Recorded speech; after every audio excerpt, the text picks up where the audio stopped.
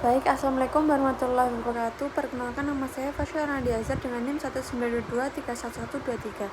Di sini saya akan mempresentasikan hasil dari analisis asupan gizi menggunakan metode Dietary Quality Index atau DQI dan Minimum Dietary Diversity for Women atau MDDW.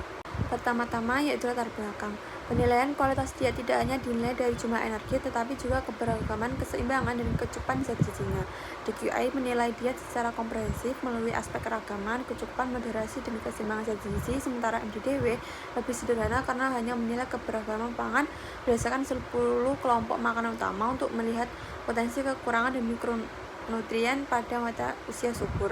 Nah, penggunaan kedua metode ini dapat memberikan gambaran yang lebih menyeluruh mengenai kualitas diet sekaligus menjadi dasar dalam perencanaan edukasi gizi dan intervensi yang tepat sasaran. Adapun tujuan dari tugas praktikum ini yaitu yang pertama menganalisis kualitas diet responden menggunakan metode Dietary Quality Index International atau DQI. Yang kedua yaitu menganalisis keberagaman konsumsi pangan responden menggunakan metode Minimum Dietary Diversity for Women atau MDDW. Yang ketiga yaitu mendeskripsikan perbedaan, kelebihan, dan keterbatasan antara metode DQI dan MDDW. Nah, berikut adalah biodata responden yang datanya saya gunakan yang bernama Ratu Cempaka, jenis kelaminnya perempuan, tempat tanggal lahirnya 25 April 2005, usianya 20 tahun. Nah, selanjutnya yaitu berikut hasil perhitungan asupan gizi dari recall hari pertama dan recall hari kedua.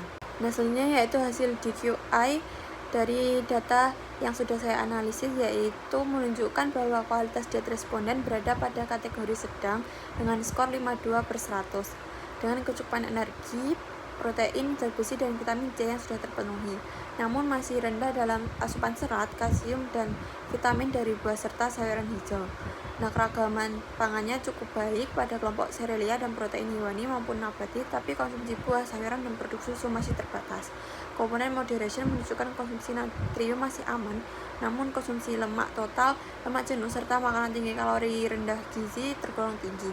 Distribusi makronutrien dan rasio PUFA-MUFA SFA juga belum seimbang dengan dominasi lemak jenuh.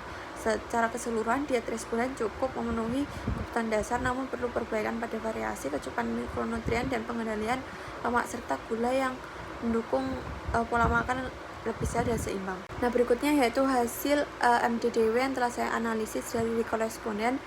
Recall hari yang pertama dulu yaitu responden hanya mengonsumsi 4 dari 10 kelompok pangan MDDW, yaitu kelompok serealia atau umbi, pangan nabati protein, pangan hewani, serta sayuran konsumber vitamin A. Nah, meskipun sudah terdapat variasi sumber karbohidrat, protein nabati maupun hewani, konsumsi dari kelompok penting lain seperti buah, sayuran hijau gelap, telur, produk susu, serta kacang dan biji-bijian masih belum terpenuhi. Nah, kondisi ini menunjukkan bahwa kualitas keberagaman pangan belum mencukupi untuk mendukung kecukupan mikronutrien secara optimal sehingga dinilai tidak memenuhi standar MDDW.